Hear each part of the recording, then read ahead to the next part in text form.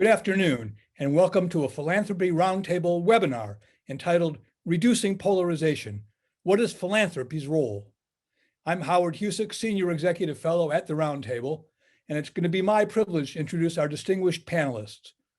Dave Isay, the founder of StoryCorps, Jonathan Haidt, founder of Heterodox Academy and the Open Mind platform, and David Blankenhorn, founder of Braver Angels.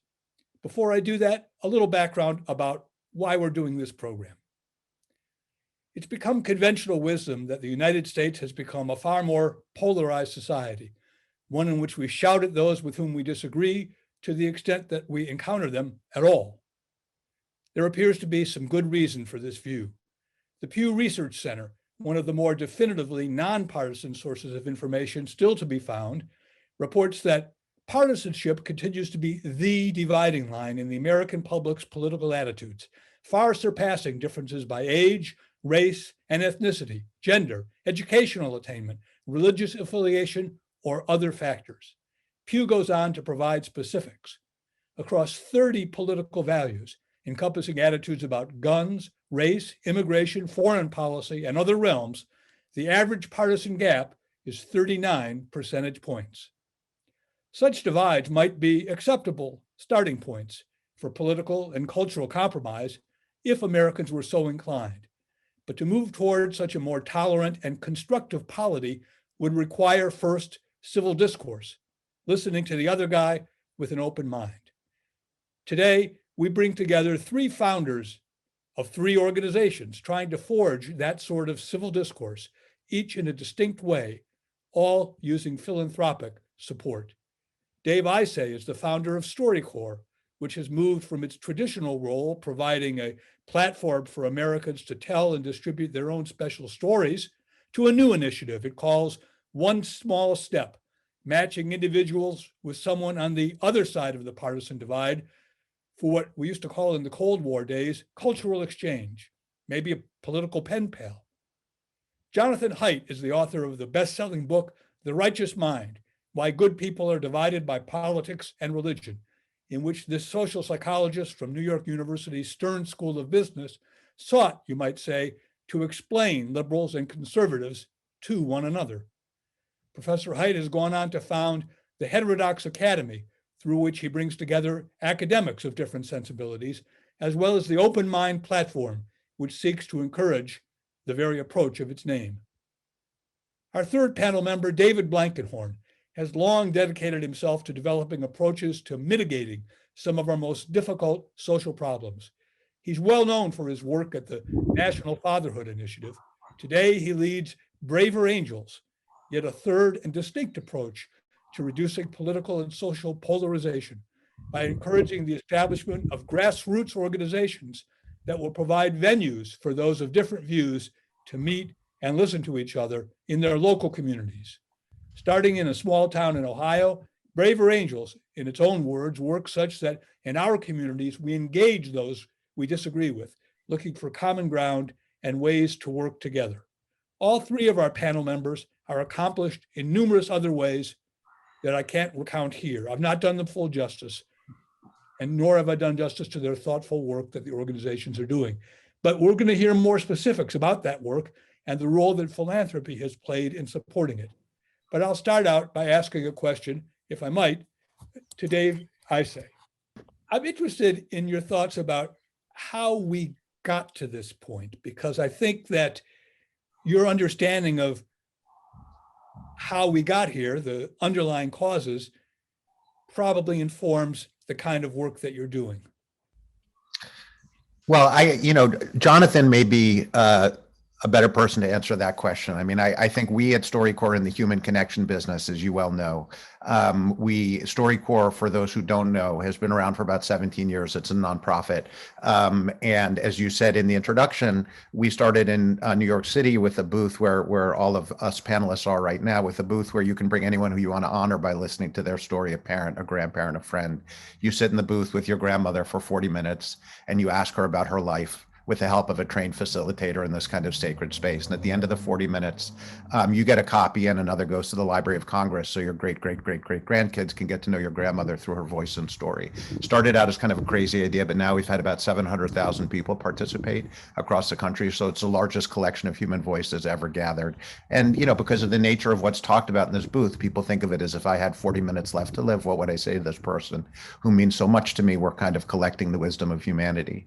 And about, 6 years ago, as you said, we started seeing the fact that we've gone from disagreeing with each other to hating each other, and what was the moment where you felt like you had that strong view and that StoryCorps had to pivot?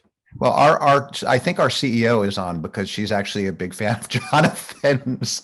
We were texting one evening, probably 6 years ago, and she said she started writing about the divide, and she said, "I think we have to do something." And I said, "You're right," and thought about it for a couple of days. And, StoryCorps has worked very well for many years, and we decided that we needed to break it and create this new methodology that looks a little bit like StoryCorps, but is very different. Instead of coming to a booth with your grandmother, we're putting strangers together across the political divides, not to talk about politics, but just to get to know each other as human beings.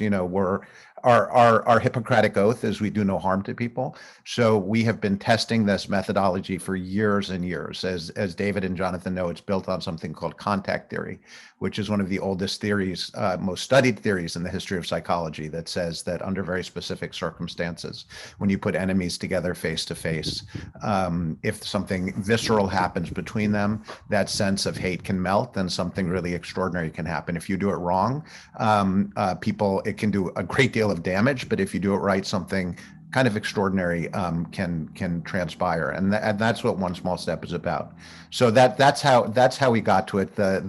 It was 5 years of testing, and then we just launched a couple of months ago, and we're humbled but excited about the potential to try to do some good around bridging divides in this country, because it really is we think, and I think all of the panelists here agree, that it's an existential threat to this country, that a democracy can't survive in a swamp of mutual contempt. And again, this is not about arguing, it's about contempt and dehumanization. So I'm going to turn to Jonathan with the question that you deflected, but I do want to ask you, but before I do that, is there a moment, 5 years of testing, is there a moment that said to you, this might work?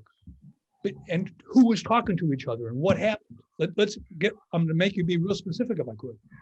Well, I think I had a pretty good hunch that this methodology was going to work. I did the first, at the very beginning of One Small Step. Now we're talking about 4 years ago. I went on the radio to try and get some volunteers to start working on this with me,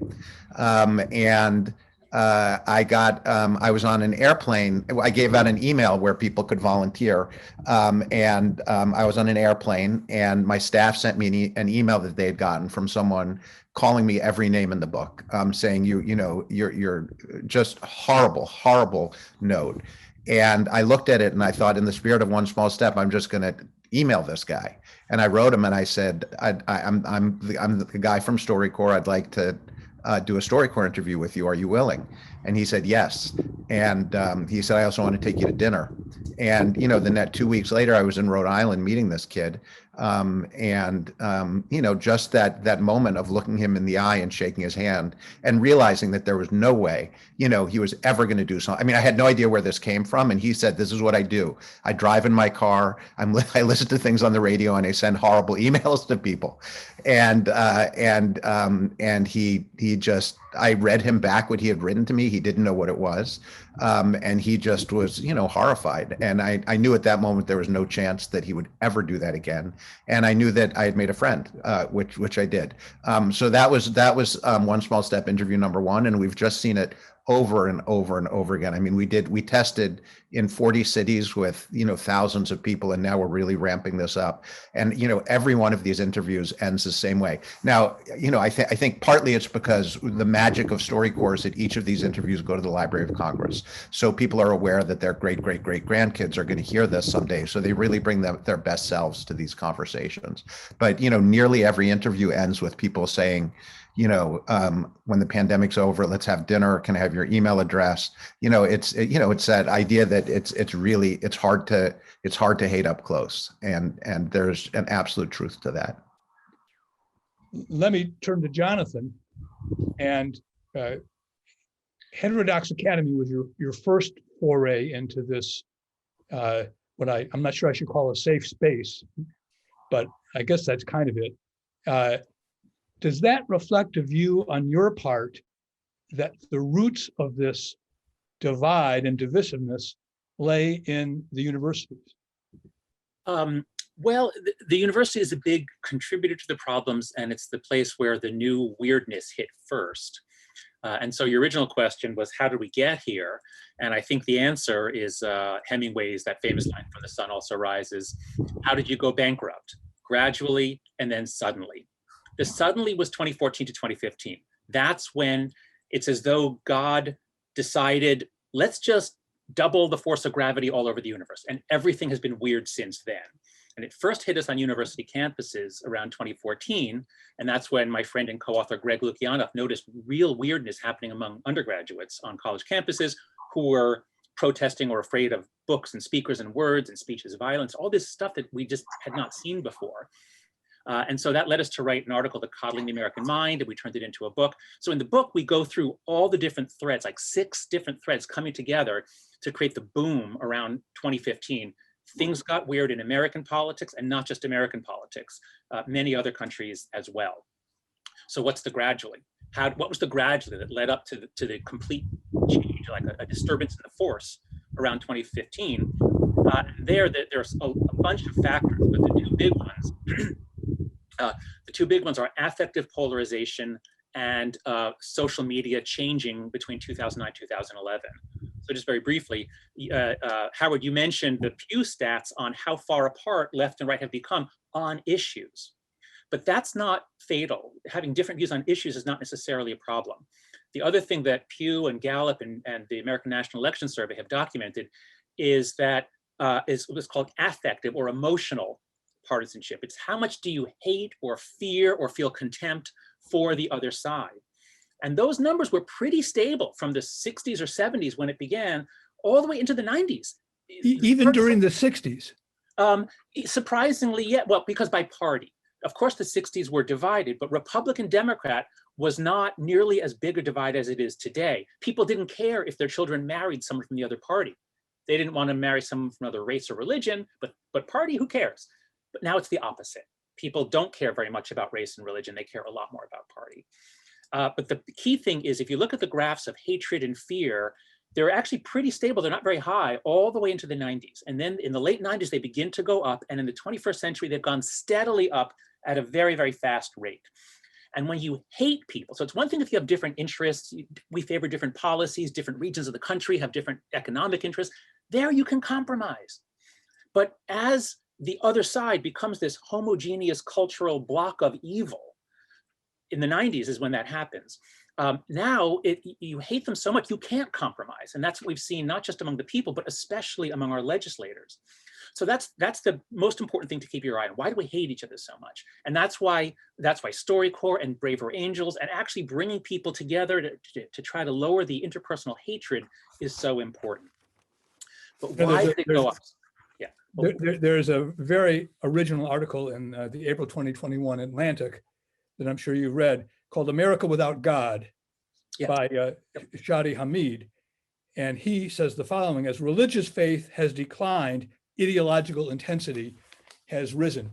Is it at that level? Do people hate, and you said hate, because they see others as being of another faith? Yes. So the subtitle of my book, The Righteous Mind, is Why Good People Are Divided by Politics and Religion. And I make the argument, drawing on all the social sciences, that we evolved to do religion in small groups to bind us together to be more effective at competing with other groups. I believe that's the evolutionary origin of our groupishness, our tribalism. But we're not always tribal. That's only in times of great conflict. We also love to explore and trade and exchange. And so liberal democratic societies found ways to dampen that stuff down and let us live in peaceful, multi-ethnic, liberal democracies. And that worked really well in the late 20th century and at various times in our history. But here's, I think, the big thing that caused things to really flip. The late 20th century was this weird, wonderful anomaly in which we had broadcasting. That is, everyone got the same information. It wasn't that way in the 19th century or earlier. Newspapers were very partisan, but we had this period, this great period of liberal democracy. We had broadcasting. We all had the same 3 television networks. We had common facts. In the 80s and 90s, you get the rise of cable TV, which becomes increasingly partisan. Now you've got narrowcasting. Then you get the internet, confirmation bias perfected. Then you get social media, which is microcasting. And at first, it's not so bad. It's just, look at me, here are my friends. But in 2009, Facebook introduces the like button, Twitter introduces the retweet button, they copy each other's innovations. All of a sudden, social media is much more engaging, and they algorithmicize the feeds based on engagement, and engagement means anger or other emotions, but especially anger. So between 2009 and 2012, social media changes fundamentally.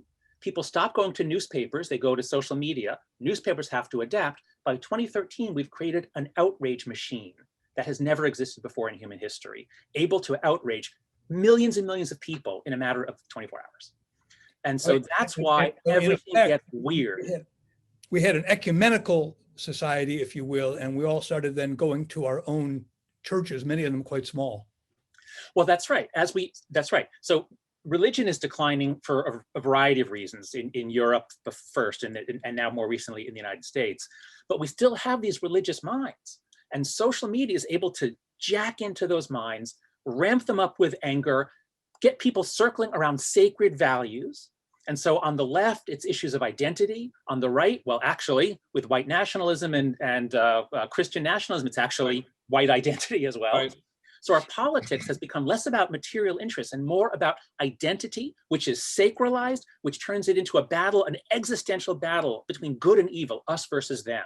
And that's why I say, in 2014 or so, the basic fabric of social space-time got warped, and the world we live in now, we do not understand. No one's ever lived in such a world before. I want to return to what you do at Heterodox Academy to attempt to chip away at that. But David, I want to go to you, and I know you want to weigh in on this roots of polarization topic, and then I would love for you to pivot to how Braver Angels is trying to mitigate it. Well, thank you. Adding to what Dave and maybe drawing out a little bit, there's just a great deal more segregation residentially. A generation or two ago, most Americans lived in counties where the presidential vote was relatively close. Now I think it's more than 60% of Americans live in landslide counties where one candidate wins overwhelmingly. You see a similar thing with political parties. There used to be conservative Democrats and liberal Republicans. That's almost completely gone. The parties are completely only associate like-minded people. Religious organizations. I grew up a Presbyterian. There used to be liberal Presbyterians and conservative Presbyterians. Not so much anymore. And John mentioned the media. Now it's not only the segregation of what you do, but who you get your information from, but also I would say the decline of traditional journalistic practices such as editing and so forth, results in this segregation of America into philosophically like-minded groups in a way that I doubt we've ever experienced before. So what Braver Angels is trying to do and what these wonderful guys are trying to do is integration. It's to reintegrate people so that they actually rub elbows with people who are different from them. And that's what we do at Braver Angels. We started, as you mentioned, in South Lebanon, Ohio, right after the 2016 election. We got 10 Trump voters and 10 Clinton voters, and we just spent some time talking together about what we thought about the country and its future. And it was the first time they'd done this. And it was a transformative experience Dave Isay said, one of our guys, he said, you don't hate up close. One of the guys in that first workshop said, you don't hate who you know. It's the same idea. We get this over and over again. Relationship is what segregation is preventing. And therefore, relationship is what will depolarize us. And relationship, through telling stories, through the wonderful work that John is doing and what we try to do at Braver Angels, is salvation. Well, let me push you a little bit. You know, I talked about kind of facetiously cultural exchange during the Cold War. Well, it was bigger, of course, than any one person or 10 people. What's the proof of concept here, whether it's in Mount Lebanon, Ohio, or anywhere else, that there's been an interaction similar to what Dave Isay talked about with the gentleman in Rhode Island? It's the same. It's the same results he's getting at StoryCorps. You ask people before what they're thinking. You ask people afterwards. You measure the change, and we get people come out of our experiences less polarized than when they went in. The more experiences they have, the more relationships they build, the more they get the spirit of this thing, that there's a new kind of citizenship or rediscovering a form of civic friendship, and they get excited about it. It lights up the pleasure centers in the brain. They want more of it. So the unclear thing about it, Howard, is if somebody participates in StoryCorps one time, or if someone goes to one of our events and reports a short-term, change, how long, what does that mean in terms of over time? I don't know. We only can say anecdotally about that. So do they end up in Mount Lebanon? Do they end up working on zoning issues together that they might have disagreed about? A person who had bled for Bernie and a person who was the county founder of the Tea Party put together that coalition to try to reduce the influence of money in politics. And they're still working on it. And so I think it was John who said, it's not issue polarization that's killing us. It's how we're thinking about each other as human beings that's killing us. So these guys, actually one was a woman, who Bernie and Tea Party, they found out, both kind of disaffected with the current system, by the way, found out that they had some common interest about the role of money in politics and began to work together and built relationships. And that's that's the American way, good grief. And doing that is going to save the country. Jonathan, let me turn back to you on that note and ask the following. It occurs to me, as someone who spent a little time in academia myself, that not only are people's ideas dug in, but their careers are based on espousing and ideas, analyzing those ideas, publishing in regard to those ideas. It strikes me as one of the hardest nuts to crack, what you're taking on. Have I got that right or wrong? Well, it's true that many people do one idea for their whole career, but that's been true for 100 years, ever since we became research universities and scholars, more than 100 years. That's not really the problem. I think academics are certainly, they're not more closed-minded than other people. The thing to keep your eye on, I believe, in all of this is not how individuals are changing, it's how group dynamics are changing. Mm-hmm. And the Academy has leaned left. Since we have data going back to 1920, 2-to-1, 3-to-1, Democrat, Republican, or liberal conservative. It was steady throughout the 20th century, even into the 90s. It was only 3 or 4-to-1. And then the data shows it goes from 3 or 4-to-1 up to, and here I'm talking about my field, psychology in particular. We have really good data on that. It goes up in the 21st century. It's now over 20-to-1. In other words, there's almost nobody you can identify in most academic. Why, John? What explains that? A few things. The big one is there are some natural differences. Just as conservatives would tend to go more for the police or construction or building and all sorts of more concrete things, people who have the progressive mindset or the high openness to experience are going to gravitate towards the creative industries and the academy. So 2 to 1, 3 to 1 is I think what you would normally expect in the academy. But then once you get the rise of affective polarization so that we really hate the other side, now you get much more hostile climate beginning in the 90s. There are some other reasons for it, but I saw that with academic friends, that hardening of attitudes about difference. That's right. That's right. But then, and that's what led me in 2011 to give a talk at the big conference of social psychologists on how I was asked to speak about look 10 years into the future. What's our future? And I said, I'm dreaming of a time when we have viewpoint diversity once again. And I showed how I said, I went out on a quest for a conservative social psychologist. I tried all kinds of methods. I finally found one. And I said, this is a problem.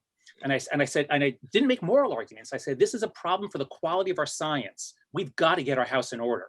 And that was 2011, just as things were getting weird with social media and the physical and the space. And over the next couple of years, things got weirder. And that's why I and some others formed Heterodox Academy. And we picked this obscure Greek word heterodox because originally it was just supposed to be, it was just a group of professors thinking and writing about this and trying to promote viewpoint diversity among the professors. And then in 2015, students began this strange new morality of safetyism and vindictive protectiveness and safe spaces and trigger warnings. Just out of nowhere, that came in, and a lot of campuses blew up. And that's coincidentally just as Heterodox Academy was launched.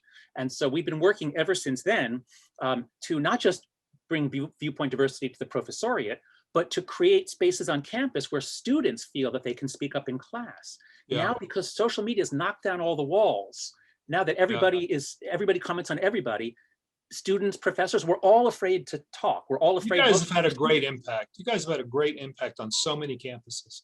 Well, thank you, David. Let me steer it to moments again, and were there moments in which perhaps somebody presented a paper to peers and students, which was potentially explosive and divisive, that was received in a kinder and gentler way? Can you remember anything like that? Oh, that was received in a kinder and gentler way? You have to go back to the 20th century for that. Was there a single moment? No, it was the gradually and then suddenly thing. Because I study moral psychology, and my original research was on how morality varies across cultures. My work was in Brazil and India and the US and across social classes. And in the late 90s, early 2000s, I began to notice that left and right in America were becoming like different nations. We had 2 different US constitutions, 2 different economics textbooks, 2 radically different history textbooks. Right, but I'm asking the converse. Was there a moment when the Heterodox Academy's work convinced you that this was working? Oh, are we making progress? Well, things are getting rapidly worse all over the country and in Britain and Canada as well. So these trends are very powerful. We just put out a report at Heterodox Academy. We have a campus expression survey where we measure students, how they feel, who is afraid to speak, about what topics and why. And we find it's just getting steadily worse and worse. And that's true. I mean, look at what's happening in journalism now. Look at what's happening in the arts. Nonprofits, I speak in front of nonprofits. Any group that has political homogeneity, and it's mostly a problem on the left, any group that has political homogeneity ends up getting pushed, not by the average, but by the extremist and activists, getting pushed more to the left, and then people are afraid to speak because they're intimidated by a small number. The right has its own problems that are very, very serious, but at least at universities, there is no right. It's all on the left. That's fascinating. You just dropped that phrase, mostly on the left, and I'm going to leave that lying there for one moment and turn back to Dave Isay. And does that inform who supports you? In other words, does the antipathy of the left toward those on the right make it harder for you to find supporters across the full philanthropic spectrum? Well, fundraising is, as all panelists and probably a lot of people on this Zoom can attest to, is always difficult.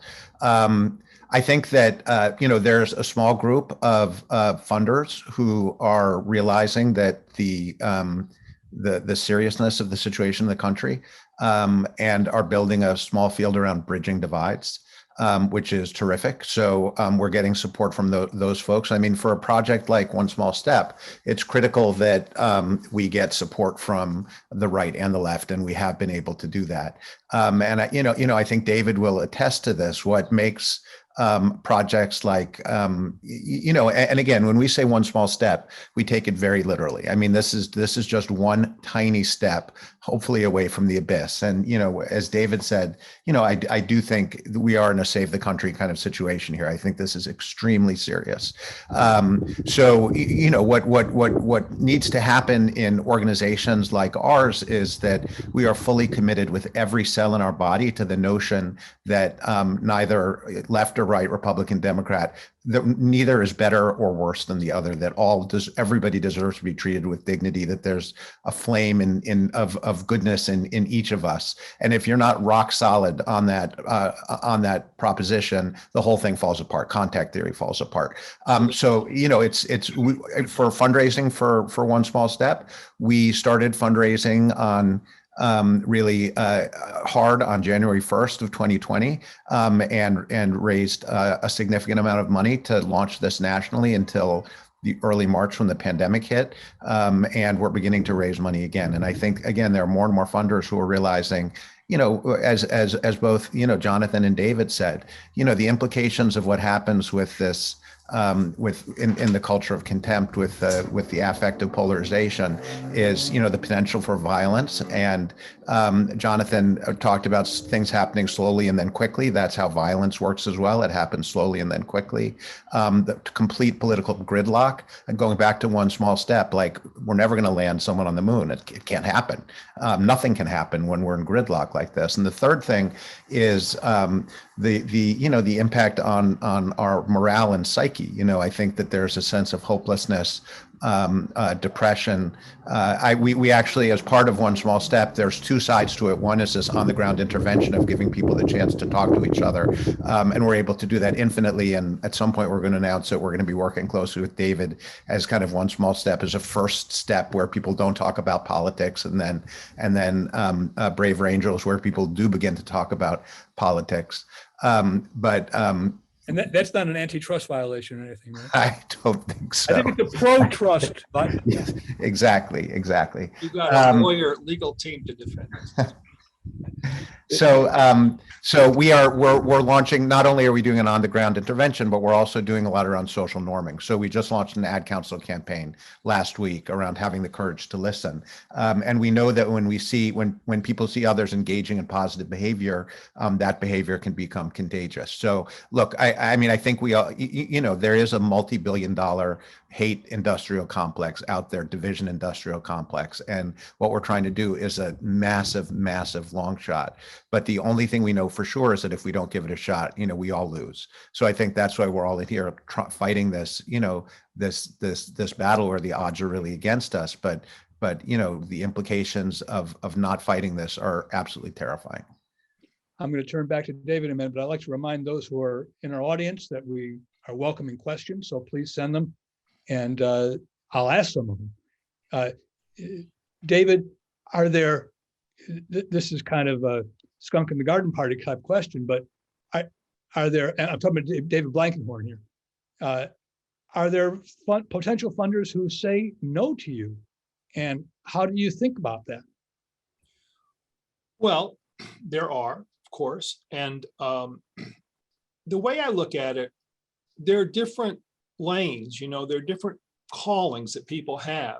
And some donors feel very strongly that they want to take a philosophical stand on an issue. They have strong feelings about the climate. They have strong feelings about voting rights for people of color, that they have strong feelings about freedom of speech on college campuses, and they want to fund those initiatives, those philosophical, ideological efforts.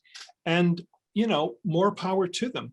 And so they're not as interested perhaps in the kind of work we do. That they want to be on one side. They want to be on a side, and I don't look down on that at all. I would just say that in addition to wearing your partisan hat, I think it was one of the other panelists, one of these two guys said that as long as the country is divided into two halves, each of which hates the other, and each of which wants to do everything it can to prevent the other from getting anything it wants, all of these ideological struggles, some of which are valiant and important, I think are going to stall out.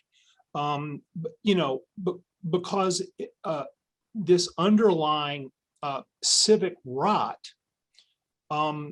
will prevent any of the warriors from gaining a victory, a total victory, maybe a partial. So that's very interesting. So in a way, that's that even if you have strong views, everybody's going to lose because the system is having this rot, as you call it. Well, I think that's what I believe in terms of the long-term health of the country. Now, you could have said, and many donors did say, in the run-up to this last election, I heard donors on both sides say the country's at stake. It is of existential importance that one of these candidates win and the other lose. I heard people on both sides say this. And so we put all our money into that. And again, I don't have a beef. All I'm looking for and hoping for and finding, as Dave said, and I know John's in the same way, there are plenty of people and institutions who do see that this underlying breakdown of civic friendship prevents any of us from getting the country we want, no matter who wins the next election. We've got an interesting question, and then I'm going to turn to Jonathan Haidt for, and it's a question about technique. What is the most effective way, effective, not affective, but maybe both, to start a respectful conversation between polarized people? Is there a way that you do that at some of the, do we call them seminars, the get-togethers in Heterodox Academy? That's a softball question for this guy. He literally wrote the book. So the first thing is do everything you can to do it in private. I don't think we should have large group discussions anymore because individual extremists are going to take over and intimidate everyone. So try as much as you can to have private discussions off the record, and then most people are pretty reasonable. That's the first thing. If there's an audience, they're going to grandstand and they'll be much more inflexible. The second is take it slow and figure out what common interests, common identities, common background, common friends. To the extent, so people are really good at cooperating and really good at fighting. And to the extent that you activate the sense that we have a future together, or we have a past together, or we have people in common, people become much more polite and much more interested in actually building a relationship, not in destroying you to show off for the audience. So take it slow, try to build a sense of connection first. Then when you do But do you have a kind of even a boilerplate introduction at the beginning of a small group discussion in which you say, these are the rules? How do you do it? Well, first, so Heterodox Academy is not doing what Braver Angels is. We're not trying to create, groups of liberals and conservatives to debate. We don't do that. We're trying to show the value of viewpoint diversity. Now, we do work with a lot of groups, like Bridge USA is a student group. We supported them in their early years. We support groups that are bringing viewpoint diversity to campus, and they do such things. And yes, we do ground rules and encourage people to be more intellectually humble and charitable. So there are certainly ground rules for discussion, although David would be the expert at that. But the main piece of advice I want to give to everybody listening, and this goes not just for political discussions, this goes for any dispute with your spouse or your children or your coworkers, is start by acknowledging something that they're right about. And there's always something that they're right about. It's rare that you disagree 100% on everything. It's more like, I'm mostly focused on issue A and then B and C sort of, and you're mostly focused on C and A and B sort of. And I can acknowledge that, you're actually, I used to think this, but actually I think you were right about this other thing. Wow, that has a magical effect. because people are expecting a fight. And as soon as you start, if your opening move is to grant, I see your concerns as legitimate. Also, know what their sacred values is. That's what a lot of my research was on, moral foundations theory. What is the thing that they hold sacred? Is it issues of race and oppression? Is it nationalism and patriotism? Whatever it is, know what they hold sacred. And if you can acknowledge something that legitimate about that really puts them away from fight mode and into a much more open, possibly relationship building mode. In the spirit of potential good news, how much, since Heterodox Academy is to a certain extent a membership organization, how much has it grown?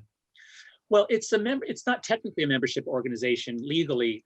What it is we now have, we started just with 12 professors who were actually studying these issues and writing on a blog. That's all we were when we launched in September of 2015. But the next year, the problems were getting so big that we opened it up to all tenured professors because it's safer to talk about this if you're tenured.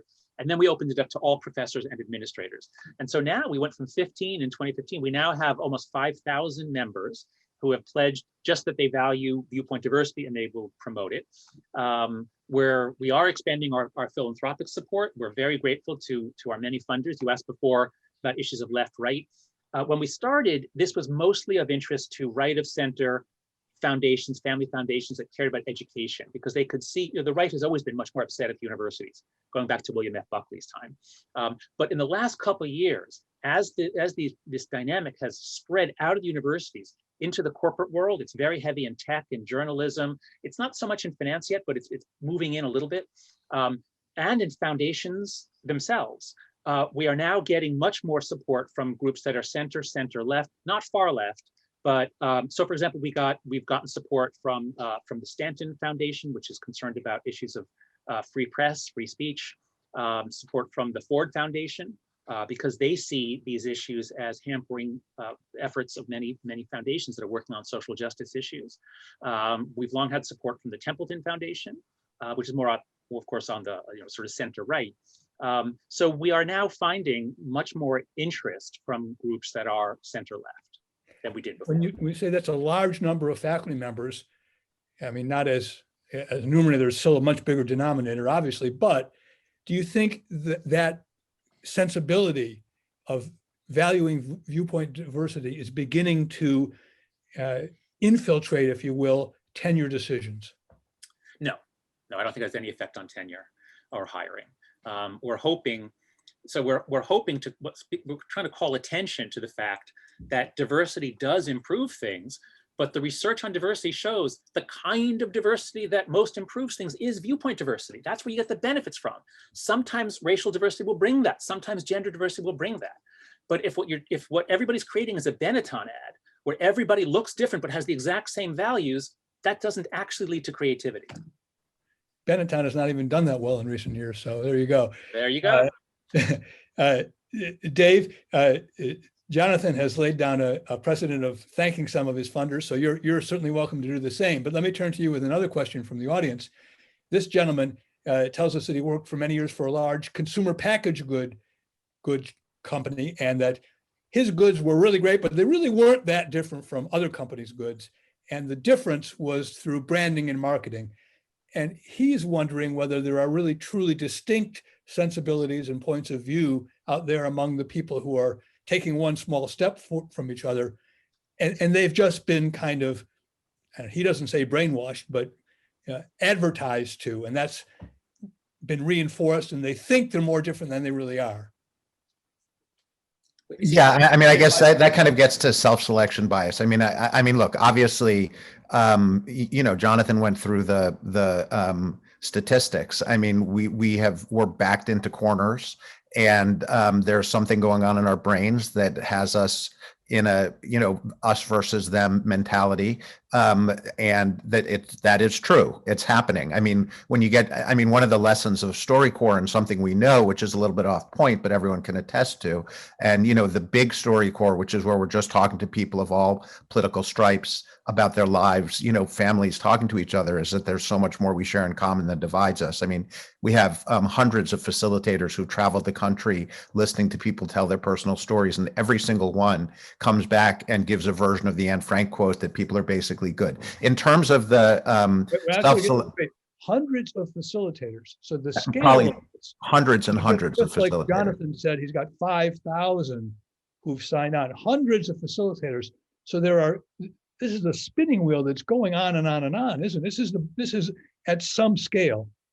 It's a large scale, and the exciting thing about One Small Step is that we can go to infinite scale with this, and we hope to. The question is, can we convince people that they need to have these kind of conversations? But I want to get back to the question. There's a group called there's a group that's done studies on they're called More in Common, and talk about the exhausted majority. So you have 89% of people in the country, 89, 90, 87, something like that, who are frightened, exhausted, and sick of the division. And that's who I think, David, I would assume that's who you're focusing on. That's who we're focusing on as well. We're not looking at that fringe 11%, 10%. But the vast majority, I think people do have much more in common than they think, and people are exhausted. There's something called Ripeness Theory that says that there are two factors that need to be in place in order for change to happen. I hope I can remember this.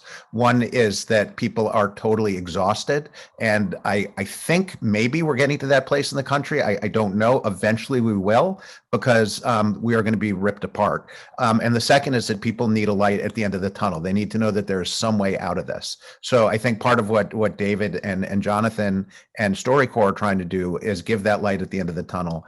And at some point, this country, as it continues in its downward spiral of complete dysfunction, is going to just be exhausted by this, because it's a virus that's spreading very, very rapidly, and we need to be paying a lot of attention to what's going on.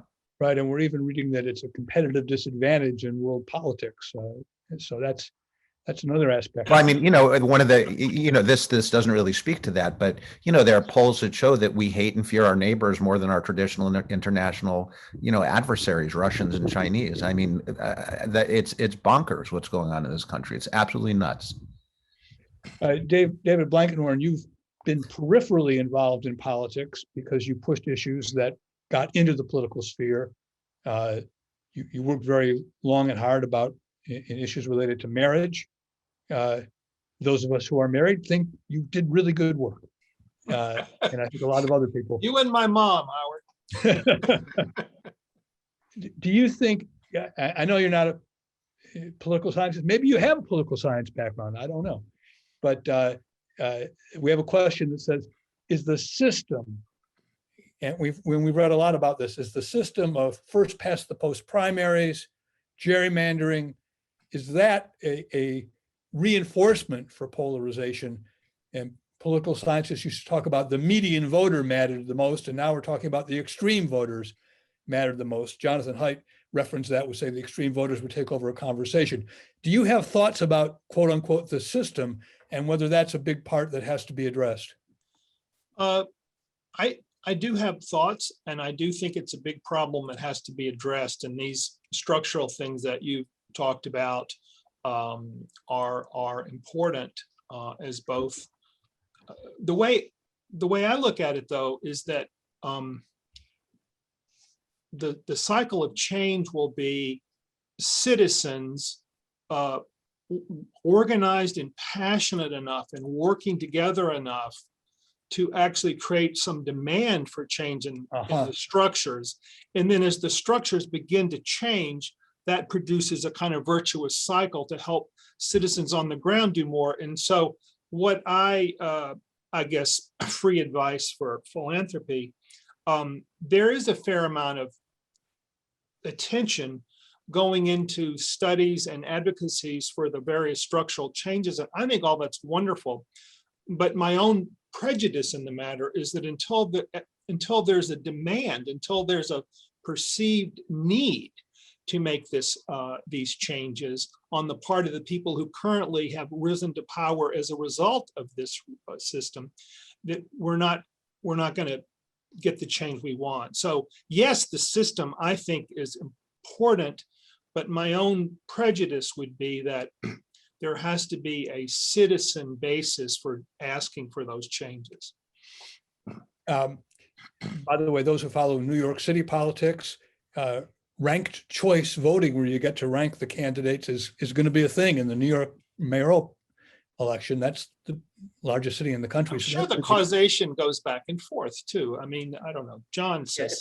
I'd love to come in on this, because I think what David's saying is only part of the story. If the people demand something, it does not mean that the Congress is going to give it to them. The Congress people are totally focused on winning the next election, right? Not focused on what their constituents want. And if giving them what they want will make them lose, they're not going to do it. And so if I could make one change, just one change, it would be to eliminate all closed party primaries. This is the biggest single problem in our system, because Congress people, I've met a number of them, they're reasonable people. They want to do what's right for the country. But because, as David said before, each district is now so uniform, one side or the other, most are safe districts. So the general election doesn't matter. All they think about is the primary. And if they compromise, this is why we're seeing these perfect party line votes now. If they compromise, they are going to be in trouble in the primary, even that would help them in the general. So they don't compromise. So you're saying make that one change would actually then have a strong effect on the system? It would, because you have to distinguish between elite polarization and mass or public. Yeah, that's a good point, John. That's a good point. Yeah, so David is working on the mass polarization, and that's essential. But the elite polarization, it began about 10 or 15 years before the mass polarization. This began in the early 90s. Yeah. And so, because Congress people used to be able to work together, but Newt Gingrich and various other things, for a variety of reasons, they change the calendar. They do business only Tuesday, Wednesday, Thursday. They don't live in Washington anymore, the congressmen especially. They live in their districts. They just fly in for a few days. They don't meet each other. Their spouses don't know each other. The party leaders in the mid-90s told them not to stay in the district because that could lead to fraternization. Exactly. That was what Newt Gingrich said when they took over the House. So I think it is absolutely essential that we change party primaries, that we support groups that are trying to get ranked choice voting and open primaries. So especially if it's that combination. Ranked choice voting in a closed party primary would be helpful, but an open primary, like California has top two, there are a variety of permutations, but ranked choice voting and an open primary, that would be the biggest single change that would allow Congress to function better, and it would not give so many polarizing signals out to the people. It's a good point. Notwithstanding the geographic sort that David Blankenhorn was referring to previously. Yeah, even notwithstanding it, because ranked choice voting kind of forces you to not just appeal to your base. You actually have to get a majority of people to rank you, if not first, then as second or third. So ranked choice voting puts incentives on each politician to not just be posturing for the cameras, but to actually make friends, make deals, work with people, and attract voters.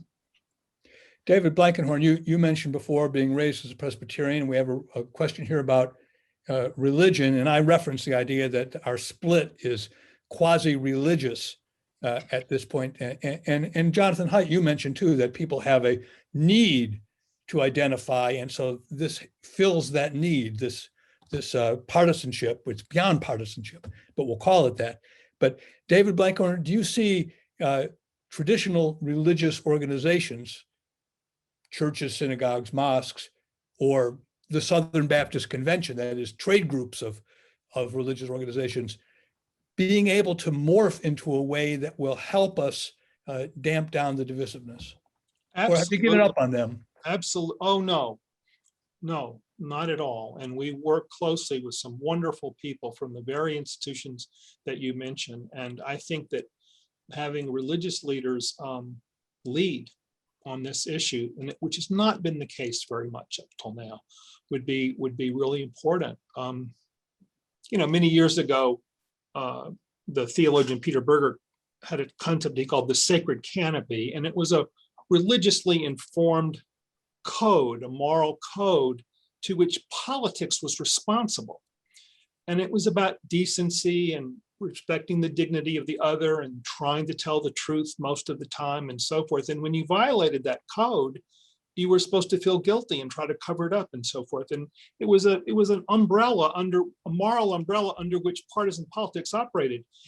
If that falls away, then politics, my political agenda, becomes your religion. That rises to the top level. And I think that's what we have now. So absolutely, it is absolutely centrally important, in my view, for faith communities to really lead. I mean, these are fundamental questions of religious vocation.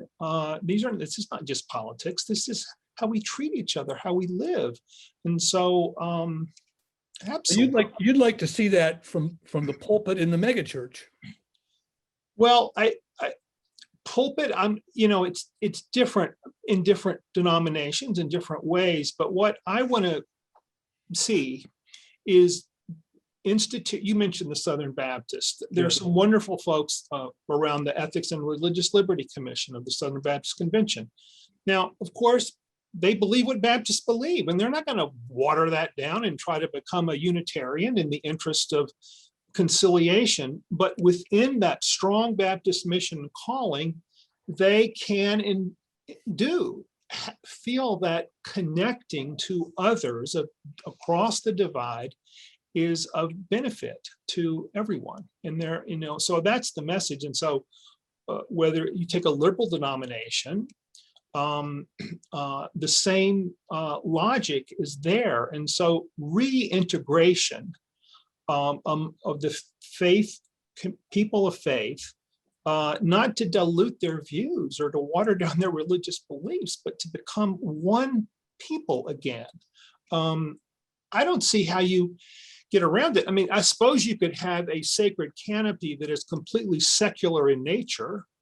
And there are secular philosophers wonderful ones, who are thinking and working on those, and they have wonderful contributions to make as well. But I personally think the religious folks are going to have to step up on this. I got one more question for Jonathan and one more question for Dave Isay. Jonathan, we got a question here, a bit downbeat, saying that this gentleman doesn't feel that students, even if you create these kind of approaches to symptoms, as the questioner says, students, the questioner fears, lack the training in analytical thinking, epistemology, and are really not prepared to take on the task that you're discussing. Is that too dark? It's dark, but let me address that concern. It is true that we increasingly, we don't teach them to look at multiple sides of an issue. That is an issue that is politically polarizing. And this is creeping down, not just in universities, it's creeping down into K through 12 education. But I'm a social psychologist. And if you're going to pit, on the one hand, teaching thinking skills versus changing social norms and pressures, I'm always going to put more money on the changing social norms and pressures. Because even if you have the ability, if you are afraid your reputation will be destroyed if you speak up, you're not going to speak up. And that's part of the idea behind open mind. Open mind is teaching thinking skills. It is teaching conversational skills, but we designed it to be used in groups. And here's the key thing. Almost any kind of training that you give to try to train people in skills, if you measure in a different context at a different time, you almost always find no benefit. It's very hard for education to transfer from one setting to another. And this is why no diversity training has ever been shown to work once it's taken out of the lab and done in an actual environment. 30, 40 years of research, we have nothing that works. That's a big statement, because that's a big industry. Oh, it's a very big industry. It's a vast industry where companies are throwing their money away because they have to do something. And right now there isn't anything that works. That's not to say that they can't address issues of diversity, inclusion, racism, sexism in the company. But if you bring in someone to do training, you're wasting your money. What we're doing with Open Mind is we're saying, we're not just going to teach you to have an open mind. It's designed to be used originally in a classroom. So it was actually created within Heterodox Academy, but it became clear we couldn't get whole universities to adopt it because they're afraid of doing anything that will upset someone. Lots of individual professors use it, but we found that the corporate world began going crazy a year or two ago as the insanity let, out of universities and into so many companies. So the idea is, if you give a group a new set of concepts, words, and skills, then they actually use them, and over time you change the norms, you change the social norms. So if you combine that with good leadership that sets clearly who we are, what we're doing, all for one for all, here's our mission, we're not here to talk about politics, we're here to serve our customers, we're here to do something great, whatever it is. So if you have good leadership that takes the emphasis away from these conflicts, and if you ban these sort of big open, ask me anything meetings, which are a disaster nowadays, then you really can create big culture change in any organization. So go to openmindplatform.org and heterodoxacademy.org. You'll find a lot of suggestions for what you can do in your school, your company, your nonprofit organization. And the name of your next book is? 3 Stories About Capitalism, the Moral Psychology of Economic Life. And it's about why left and right can't understand, they have very different economics, and therefore we can't solve our major problems. We need to actually understand all the different perspectives to create a better form of capitalism. I'm sure it can be advance ordered on Amazon, maybe not. I have to write at least the first draft of it. Yeah, that's a problem.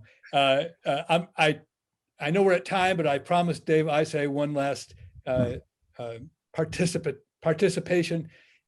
Dave, I would love to end on a really upbeat note. So could you provide us an example of 2 very different people who just talked to each other with a good result? But I'm going to push you to tell me exactly who they are. I don't mean their names. I mean, so-and-so from so-and-so who does this and that, who talked to such and such who does this and that and lives somewhere else.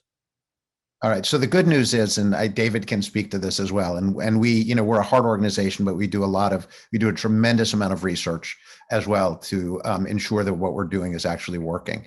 There are countless examples. I mean, the first one that comes to mind is an interview that was done between someone who works for Planned Parenthood and someone who is who goes to the march on Washington. Pro-life march on Washington, who did an interview, and StoryCorps, again, because people realize their great grandkids are going to listen to this, everybody cries. It's so much about our mortality, and again, these are not, people don't talk about politics, but at some point we match people purposefully by them having something in common that they don't know that they have in common. So at some point in the course of the interview, it came out that they had that they were these, on polar opposites, and became friends, and that happens over and over and over again. And I think, we have to hold on to hope. And I think what we're all trying to do is convince the country that it's our patriotic duty to see the humanity in people with whom we disagree. And as David said, there's nothing more important. No one has ever been yelled at or called a name or screamed at into changing their mind. And if we can't find a way to treat each other as human beings again, our country is in deep trouble. And I was on the phone with Frank Luntz, who's one of our consultants who's working on this effort. A prominent pollster. Yeah, and he's a real no kind of gruff, no BS kind of guy. And I was talking to him last week and updating him on what's going on, and he said these 9 beautiful words. I think you may be able to pull this off. And for all of us, I hope that's true. And I can tell you that, speaking for Jonathan and David and for StoryCorps, we're going to give it absolutely everything we've got. We're going to fight this as hard as we possibly can. And I'm honored to be on the panel with you guys, Howard. It's great to see you again. And I appreciate everyone coming out to listen to us. Well, please join me. This is, if everybody were here in person, I'd say, please join me, and the applause would start, and it should, for Dave Isay of StoryCorps and his One Small Step program, Jonathan Haidt of Heterodox Academy and the Open Mind platform. We didn't give that as much attention as we should have. Seek it out. And David Blankenhorn of the wonderful group Braver Angels. I thank all of you for joining us, for your wonderful comments, and I thank our audience for tuning in. So see you next time. Thanks for putting this together, Howard. Really great. Thank you. My pleasure. I'm Howard Husock from the Philanthropy Roundtable. I thank all of our members and all the audience participants today. Thanks so much.